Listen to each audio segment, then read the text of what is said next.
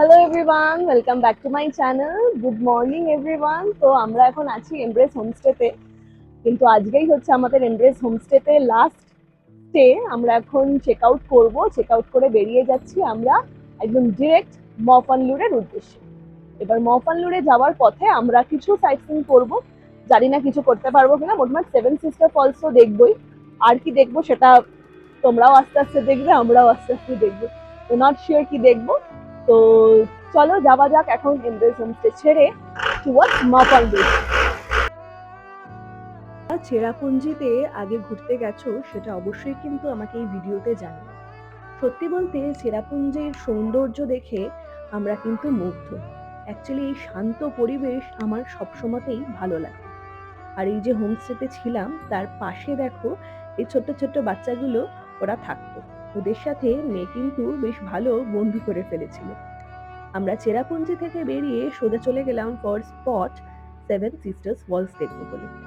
সেখানে দাঁড়িয়ে কিছুক্ষণ গল্প টল্প করে নিয়ে আমরা চলে গেলাম সোজা খেতে।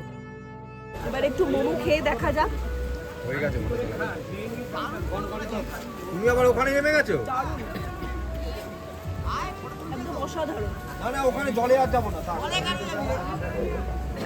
কত সুন্দর সুন্দর জিনিস নিয়ে ওরা বসেছিল বিক্রি করবে বলে। আমরা যদিও কিছু কিনিনি, একটু দেখে নিয়েই চলে গেলাম আবার খেতে। চোখের সামনে ফল কেটে বিক্রি করছে, এটা দেখলে কার না খেতে ইচ্ছা করে। তাও আবার আনারস, ওরে বাবা, জিভে জল চলে এলো এই আনারস দেখে। তোমরা পাহাড়ে গিয়ে কারা ফল খেতে ভালোবাসো জানিও।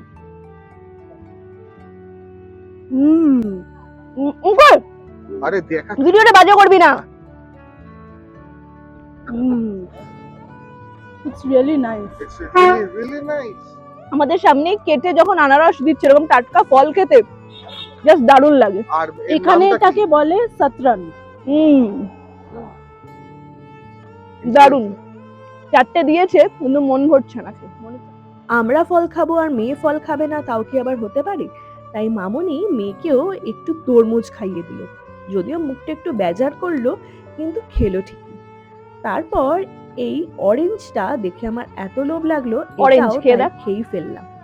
ওইটা আমাদের বাড়িপুরে পাওয়া যাবে না, অন্য অরেঞ্জ, কমলা লেবু নয় এটা। নিকোটিন ক্লিয়ার করবে। এই সুন্দর দৃশ্য দেখতে দেখতে আমরা চললাম মজমাই কেভের উদ্দেশ্যে। মজমাই কেভে কিন্তু আমরা চারজনেই গেছিলাম, মানে আমি, আমার বোন, আমার হাজবেন্ড আর আমার বোনের হাজবেন্ড। কারণ মা বাবাদের পক্ষে অত নিচু হয়ে ঝুঁকে যাওয়া সম্ভব ছিল না। কিন্তু মজমাই কেভে ঢুকে কি হলো জানো? চললাম কেভের উদ্দেশ্যে। বলছে তো এখানে খুব ন্যারো প্যাসেজও আছে কিছু কিছু জায়গায়, তো যতক্ষণ না যাচ্ছি বোঝা যাচ্ছে না। তো চলো, গেলেই বোঝা যাবে। এই অবধি তো ঠিক ছিল, এখানে তো ভালোই রাস্তা, কোনো অসুবিধাই হচ্ছিল না, নর্মাল ভাবে হেঁটে যাচ্ছিলাম আমরা চারজনে। কিন্তু কিছুক্ষণ পর যা হলো সেটা আর কি বলবো, বলার মতনই নয়। এই সময়টা জাস্ট জার্নি শুরু হয়েছিল, তাই কেভের চিত্রটা অনেকটা এরকম ছিল। নর্মাল ভাবেই আমরা হেঁটে যাচ্ছিলাম, বেশি আমাদের নিচু হতেও হচ্ছিল না, আর প্যাসেজটাও কিন্তু অনেকটাই চওড়া ছিল, কোনো ন্যারো প্যাসেজও এই মুহূর্তে আমরা দেখতে পাইনি। কিন্তু যত এগোতে থাকলাম, মানে যত কেভের ভিতরে ঢুকতে থাকলাম, তত কিন্তু রাস্তাটা সরু হতে থাকলো। এই জায়গাটা একবার তোমরা দেখো কতটা নিচু হয়ে, মানে কতটা বেন্ড হয়ে আমাকে যেতে হচ্ছে, আর প্যাসেজটা কতটা সরু। আমার আর আমার বোনের কিন্তু একটুও ডিফিকাল্ট লাগেনি, কারণ জানতামই কেভটা এরকমই হবে, তো বেশ মজাই লাগছিল।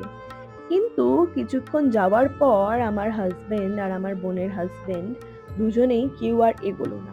তারা বলল তারা রিটার্ন যাবে। তাই আমি আর আমার বোন দুজনে মিলেই সাহস নিয়ে এগিয়ে চললাম সামনের দিকে। ফাইনালি এই কেভের ভেতরে শুধু আমি আর বোনই আছি, আর সবাই ব্যাকআউট করে চলে গেছে। এখন আমরাই সাহস সঞ্চয় করে যাচ্ছি।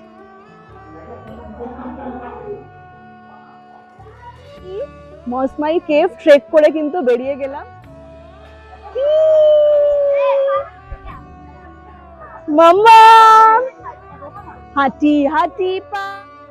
বোন আর মা দুজনে মেয়েকে নিয়ে হাত ধরে কিভাবে হাঁটছে দেখো।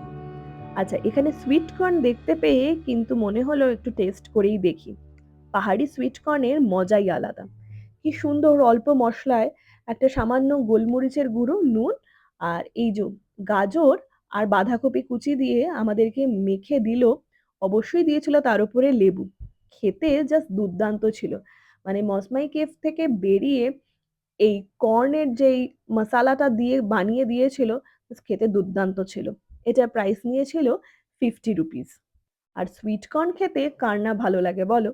তাই আমরা কিন্তু বেশ আনন্দ করেই এই সুইট কর্নটা খেয়েছিলাম। তারপর আমরা বেরিয়ে সোজা চলে গেলাম নোক কালিকাই ফলসের দিকে। এখানকার পাহাড়ি পরিবেশটা এত শান্ত, এত সুন্দর, মানে এত ভালো লাগছিল আমাদের ঘুরতে যে কি বলবো। মনে হচ্ছিল যেন এখানেই যেন সারা জীবন থেকে যাই। কলকাতায় যেন আর না ফিরি। কিন্তু জানি ঘুরতে গিয়ে কিছুদিন থাকার পর মনেই হয় কবে বাড়ি ফিরবো। আবার বাড়ি ফিরলে মনে হয় কবে আবার ঘুরতে যাবো। এইভাবেই চলতে থাকে আমাদের জীবনগুলো। কথা বলতে বলতে আমরা কিন্তু প্রায় চলেই এসেছি ফলসের দিকে। এখানে রাস্তাটা একবার দেখো আর সিনারিটা একবার দেখো। অপূর্ব না? চারিদিকে শুধু ফাঁকা আর ফাঁকা আর শুধু সবুজ আর সবুজ। পৌঁছে গেলাম কথা বলতে বলতে আমরা কালিকাই ফলসের দিকে। আমরা চলে এসেছি এখন কালিকাই ফলসে। তো এটা স্টোরিটা তোমরা যারা জানো তারা তো ভালো, আর যারা জানো না তাদের জন্য রইলো এই কালিকাই ফলসের স্টোরি।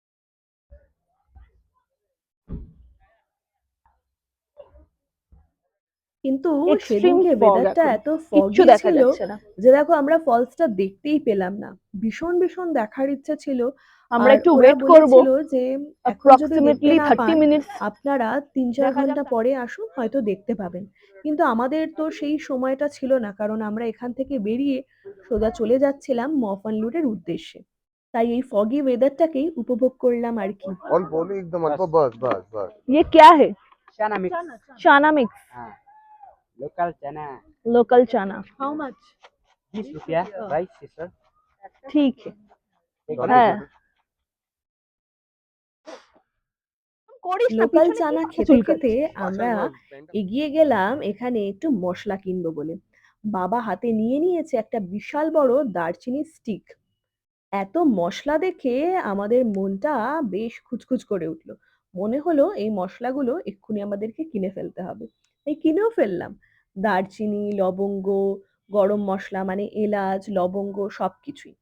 সেই মশলা দিয়েই কিন্তু আমাদের এখন রান্নাও চলছে। মশলা কিনে কিছু শপিং করে আমরা এগিয়ে গেলাম লাঞ্চ করবো বলে।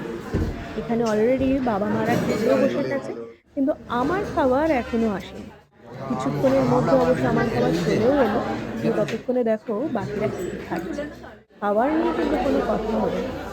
প্রত্যেকটা রেস্টুরেন্ট যেখানে যেখানে যা যা খেয়েছি প্রত্যেকটা খাবারই কিন্তু অসাধারণ ছিল। বেলা তখন প্রায় 3টে বাজে। তাড়াতাড়ি করে খাচ্ছিলাম, কারণ খেয়ে নিয়ে মফানলুরে আমরা যে হোমস্টেটা বুক করেছি সেটা কিন্তু এখান থেকে বেশ খানিকটা দূরে, মানে অন্তত 2 থেকে 2.5 ঘন্টা তখনও সময় লাগবে। দিনের আলোতে পাহাড় যতটা না সুন্দর, অন্ধকার নেমে এলে পাহাড় কিন্তু ততটাই ভয়ঙ্কর। ঠিক তাই তো?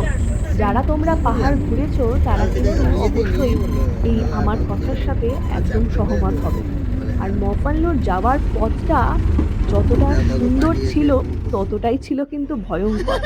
কেন সেটা বলছি সেটা কিন্তু থাকছে নেক্সট ভিডিওতে। আমার এই ছোট ছোট ট্রাভেল ভিডিওস গুলো যদি তোমাদের ভালো লেগে থাকে নিয়ে তুমি রান্নাটা শুধু করে বাবা মা এই জায়গাটা দেখো, এই জায়গাটা দেখো। তাহলে চলো টাটা, দেখা হচ্ছে মা এই জায়গাটা দেখো। মফানলুরের ভিডিওতে।